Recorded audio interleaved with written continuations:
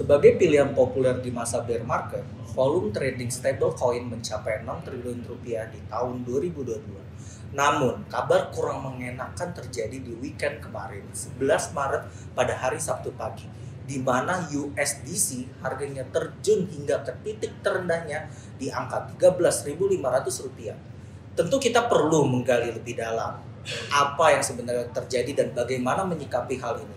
Hari ini kita ditemani oleh CEO dan co-founder Nobi, Bapak Loren Samanta, saya Gerun Hermawan, dan ini adalah Pondasi.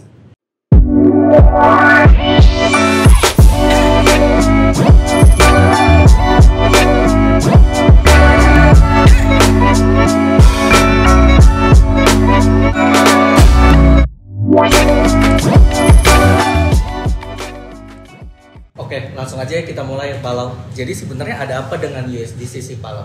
Karena cerita di packnya stablecoin ini bukan kali pertama terjadi.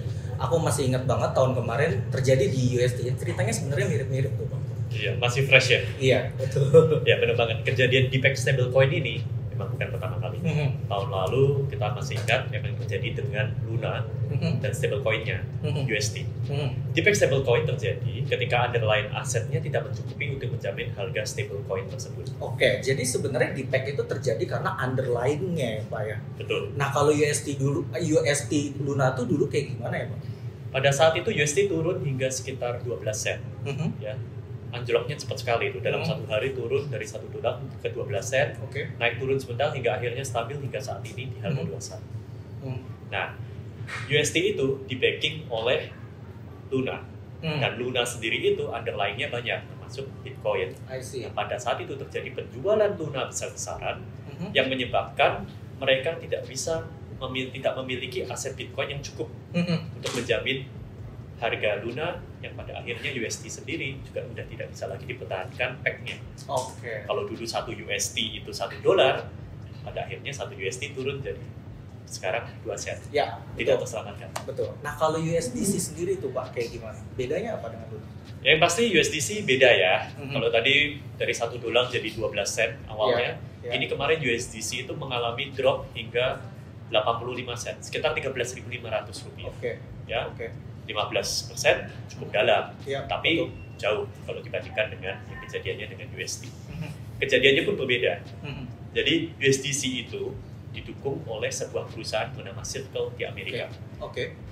Backingannya adalah US dollar, di mana US dollar itu oleh Circle disimpan di banyak bank, salah satunya Silicon Valley Bank.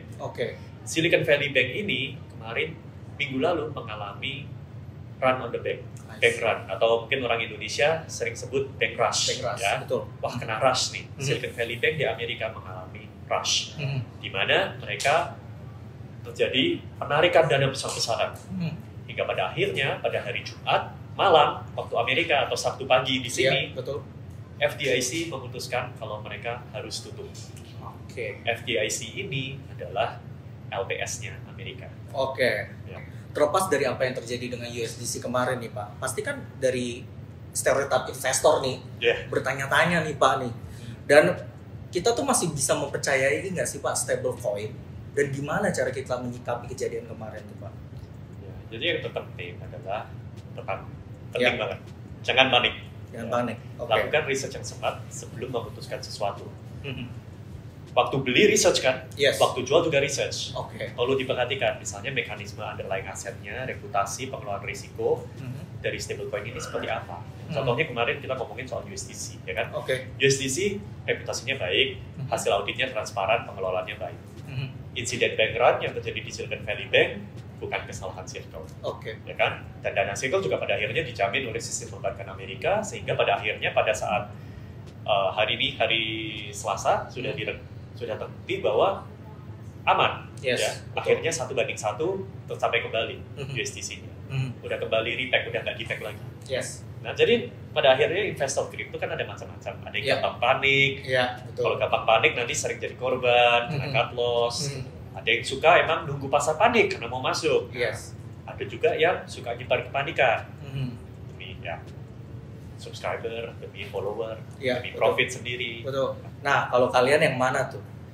Terus pertanyaan berikutnya nih Pak, apakah insiden ini mempengaruhi kepercayaan masyarakat terhadap cryptocurrency secara luas nih Pak? Dalam jangka pendek, menurut saya kepercayaan masyarakat terhadap cryptocurrency pasti akan terpengaruh. Karena kejadian-kejadian seperti ini kan memang kejadian yang luar biasa ya. Ya. Tapi dalam jangka panjang, peran aset kripto sebagai aset yang aman dan terdesentralisasi pasti akan selalu meningkat.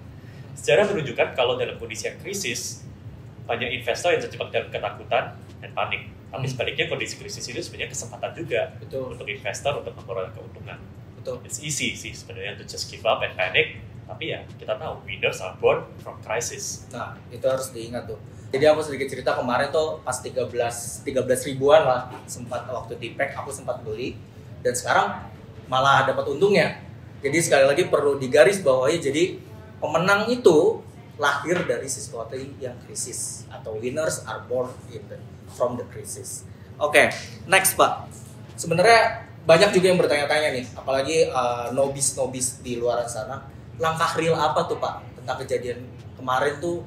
Langkah real yang Nobi ambil tuh apa tuh Pak? Jadi tim Nobi selalu memprioritaskan keamanan dan kepercayaan para penggunanya. Kami selalu memonitor dan mengevaluasi situasi pasar dengan cepat untuk memastikan bahwa produk investasi yang ada di kami tetap aman dan stabil.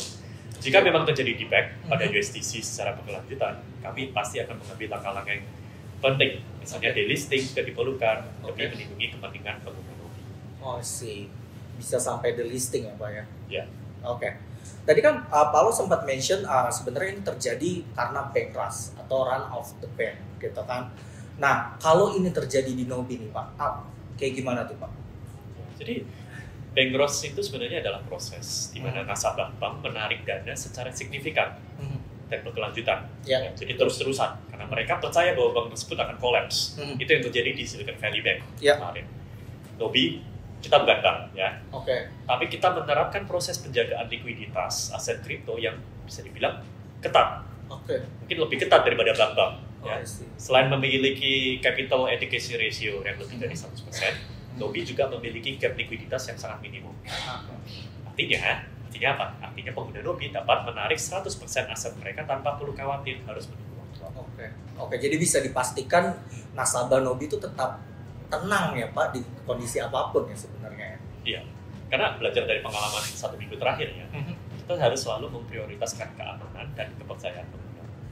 Ya, jangan sampai pengguna khawatir, jangan sampai kita berkomunikasi tidak secara transparan. Jika ada sesuatu yang membutuhkan tindakan dari kita, ya kita harus langsung lakukan dan komunikasikan itu. Pertanyaan terakhir nih Pak. Jadi sebenarnya ada nggak sih pesan-pesan nih untuk para investor semua di luar sana? Dan terutama masih aman nggak sih pesan-pesan buat orang-orang yang aku baru nih pengen di dunia kripto gitu. Satu itu, khususnya aku pengen aman nggak sih di Nobi gitu. Ya jangan panik ya, tadi kan pesan pertama ya. Yang kedua ya jangan takut untuk investasi di kripto. Tapi pastikan untuk selalu melakukan research terlebih dahulu dan memilih platform yang terpercaya dengan rekam jejak yang terbukti. Sebagai perusahaan investasi kripto yang telah beroperasi sejak 2018, Nobi memiliki sertifikasi ISO, persediaan kelas dunia, dan manajemen risiko yang baik. Tim kita juga sangat berpengalaman di industri kripto. Jadi jangan ragu untuk berinvestasi di Nobi, karena kami selalu berusaha untuk memberikan pengalaman investasi kripto yang aman dan menguntungkan bagi semua pengguna. Thank you Paulo waktunya. Terima kasih Paulo atas penjelasan yang sangat bermanfaat dan edukatif. Semoga pendengar Pondasi dapat lebih memahami dunia kripto dan membuat keputusan investasi yang lebih bijak. Akhir kata, saya Gerun Hermawan pamit undur diri dan sampai jumpa di Pondasi berikutnya.